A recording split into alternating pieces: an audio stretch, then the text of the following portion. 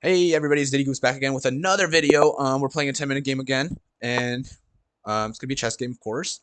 That makes sense. And we're getting into it. 10-minute game. Let's go ahead and make our moves. We're going against a Sicilian defense this time, and he played the D6 line. I'm gonna go ahead and play Bishop B5, which is a check, and I think it's called the Moscow variation. I'm gonna go ahead and take his piece. If you take out the queen, we're gonna go into a different line. But he didn't take the with the queen. He took it with the knight. No worries. I'm going to go ahead and castle. We're going to play c3, d4. Try to play for this big center. That's what we like to see. Of course, if he takes, I'll just take back. Perfect. And if he plays knight f6, I'll just go ahead and play knight c3, develop my piece, and protect e4. It's very easy. Nothing too hard. He goes ahead and plays this. I think I can still play the same move.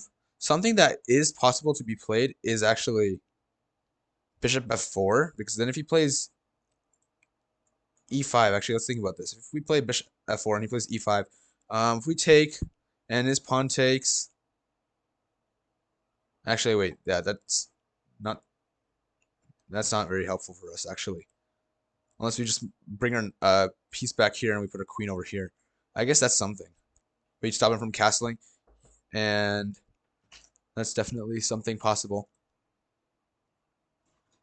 Um, but I think I'm just gonna go ahead with knight c3. That seems to be easy enough. Seems to be safe enough. Nothing too special. Bishop f4 though is an idea, and I kind of want to look at that afterwards when we're reviewing the game.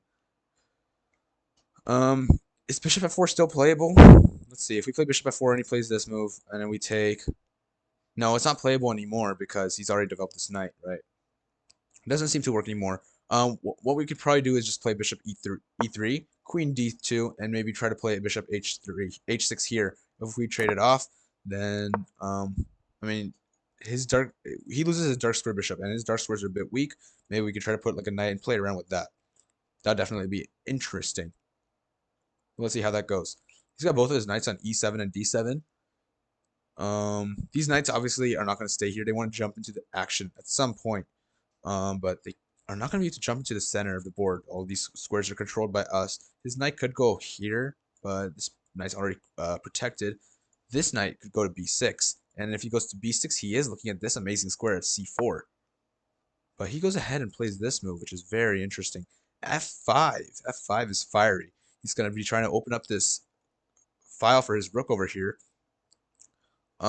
If we go ahead and take over here, and he takes back with, let's say, his knight, we're going to have an isolated pawn, but his knight is also just very strong. So don't think I want to do that. If we go ahead and play, push this pawn over here, he takes, I take, and I mean, we're going to be losing this pawn because he's a bishop and a knight still. That doesn't seem to be the greatest either. Um, so what do we do? What do we do? What if we push this pawn? That's something interesting. That's something where like, whoa, the game is getting tense because there's two pawn captures available. If we go here and he takes this, and we take here, we're attacking his knight too.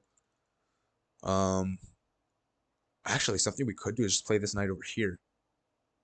Knight over here and try to attack this. Get this fork going on. And that actually might be something that I'm looking at. That definitely looks interesting. If we do this, though, yeah, this pawn is hanging. He's got to protect it. He can't protect it with this knight. Only way to protect this pawn would be with the rook. But if his rook is over here,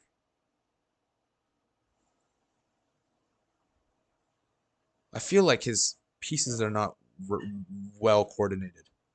We just got to figure out how to punish it. Um, yeah, we got to figure out how to punish this then. I guess if we could just try to push this pawn, because if he goes here, then we can just put the knight in here. I'm going to go ahead with it. This is definitely an interesting idea.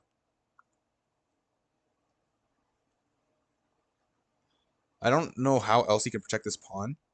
I don't see how else he can protect this pawn. His king can't go to f7, right? Knight's controlling that square already. So I only see rook f6, which he goes ahead and plays. If we play d5, and he takes over here,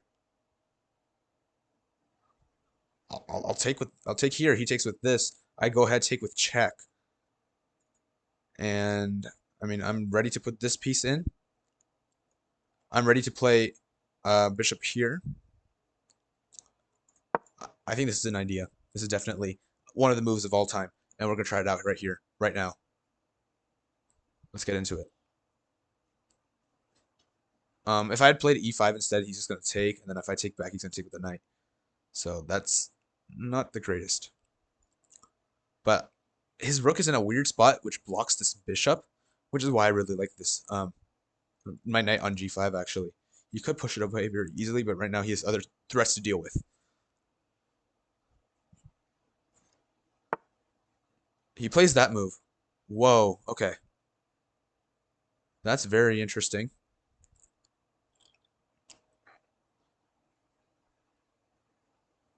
So I can go ahead and place this over here, this knight. It feels like such a good square for the knight. Knight is in the enemy territory. Feels amazing. Um, he does have f4. Oh, he does take. I'm gonna go ahead and take here, and he goes ahead and does this. That's all great and well. Um, right now, if we play something normal, he does have this move which traps this bishop. So we got to do something about this bishop. One thing we do about this bishop is actually just throw it down all the way here. That's definitely one of the moves. Something we can do is actually just take this pawn. And that relieves some of the pressure in the middle too. So actually, I'm going to go ahead and do that. Let's take this pawn. He goes ahead with that. Just taking it back. He still has actually stuff. He does have stuff, which is unfortunate. I could go here. If he takes, I guess I take. And we see what happens next. Could also go here. But then, yeah, he's just going to take it. I'd rather try to get this one traded off. If he goes bishop back here, I think I just have check. Oh, but no, he can block with this stuff. That's all fine. All good and well for him. I'll go ahead and take here.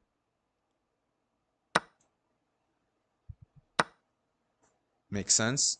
Thinking about this pawn, it feels a little weak, but he could just push it, which is not too great. What I could do is maybe play knight here, though. Put it in the center of the board. If he takes, I'm going to take both check, but I want to really develop these pieces and try to win this pawn.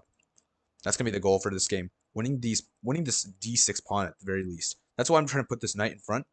Now you can't push it to get a protected pass pawn, right? Because this is a pass pawn. If it becomes a protected pass pawn, it's going to be tough. It's going to be a little tough. Okay. Brought his knight out. He's not trading. He is not trading, guys. He is not trading. Could be trying to put this knight over here, which is a little unfortunate. Little annoying, little unfortunate.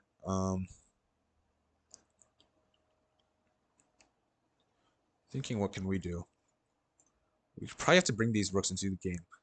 Rook c1 definitely is an idea. Just in case this ever moves, then we have this open file. So I think I'm going to go ahead and put that here. Yep, he went ahead and moved that, which makes sense. Saw that coming from a mile away. If I move my queen away, I'm scared of actually messing this up. I don't want to get checked here. Let's say I played like queen here, trying to get into like this square. That would be a problem because I'm just blundering this. So I guess I just play rook here first. Yeah, that seems fine. That's not a problem at all. Play rook here first, just make sure that's all good and guarded. If he plays rook c8, that'd be amazing. I'll just take back. He takes with his queen, and I'll go ahead. Play knight e7 with a brand amazing fork. Royal fork right there. That'd be amazing. I don't think he's going to do it, though. Which is unfortunate, but it's whatever. It's whatever. I do want my queen to be more active, so I'm going to go ahead and jump in over here. Yeah, let's do that. I'm going to jump in with my queen over here. Gold just being trying to play knight f6. If he goes king h8, I'll go ahead and give him a checkmate. Easy as that. But of course, if he just plays king f7, then I'll just take a pawn. I'll take a pawn. Who's going to stop me? No one's going to stop me.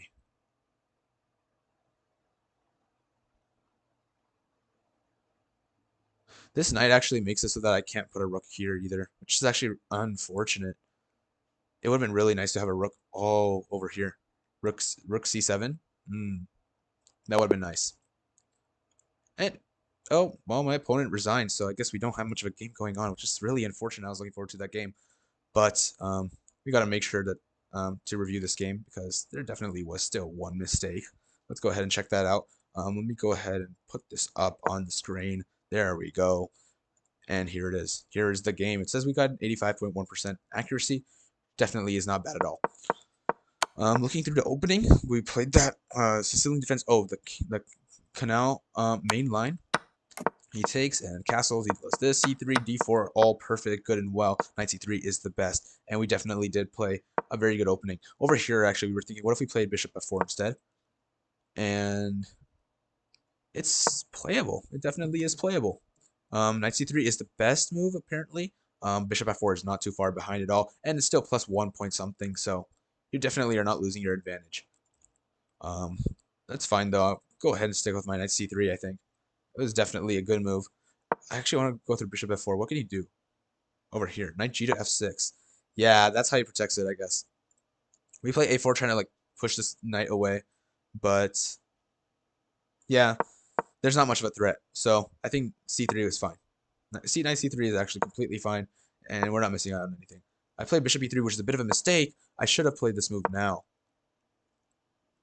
Should have played this move now after knight b6. Do we still have this rook c1 move? Rook c1. Knight b5. That's the move. Wow, putting a knight onto this square would be amazing.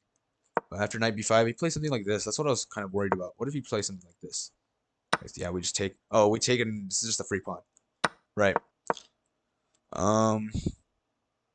Yeah, having the knight joining the attack is actually amazing. I don't think there's a way to protect this pawn anymore. What can he do? Knight b to c8 is horrible. Knight b to c8, putting that knight over there. We have rook c1 coming in, and now the idea is about just putting a knight on c7. If he castles, yeah, he can castle, but I'm putting a knight on c7. This is amazing for my pieces. I've got harmony. He does not. That's what I missed. Unfortunate. Missed opportunity, but bishop e3 is not the worst either. He's still an equal game. And we play this kind of game, and he plays f5. And there's only one amazing move, and that is knight g5. I found the greatest move of all time, knight g5. He only has one way to protect this pawn, and it is rook f6. And of course, we were able to find the best move in this situation. Actually, apparently, there's like two really good moves, d5 and rook a to d1, but now it looks like the engine is settling for d5. So we did go ahead and play d5. He played e5, and I went ahead and just put that knight on e6. Look at that knight, guys. Look at that knight. It's on the 6th file. It is an octopus. It's attacking the queen. It's attacking the c7 square. It's attacking this bishop, f8. Every single square it looks at is an important square.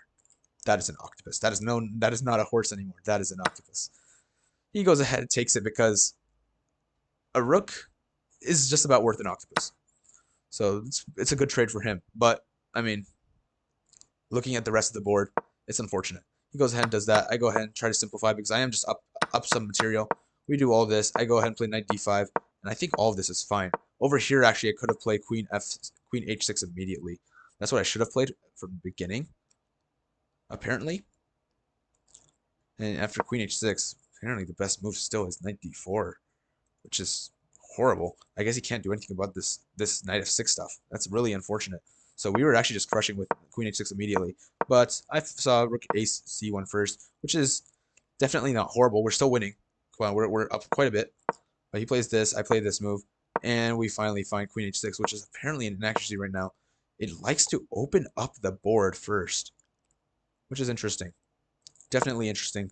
But at this point, he kind of just resigned. I think he realized that things are about to happen. Things are about to happen. He doesn't want to be around for those things. After something like this, she says the best thing is just to trade down. And actually, if we trade down now, I started to get scared myself because after f4, I don't know if I would have found this move, but king f1, and it's actually only a plus 1.6. So going back over here, this is where I should have played queen h6 because he does not have this move. He does not have this move. I play knight f6. He goes here, and if he goes to h8, checkmate. Can't do anything about that. But I just take this pawn, and now I'm just crushing. Like, what is this king doing on f7? It's not even in a castle. It's not even in a castle. So, yeah, I'm doing great. If he goes back to g8, I think I just have knight g5, and oh yeah, queen is also hanging. Forgot about that. So yeah, he has to move the queen first. If he tries to do queen h8 and try to do some funny pin stuff, does not work because I just have knight g5.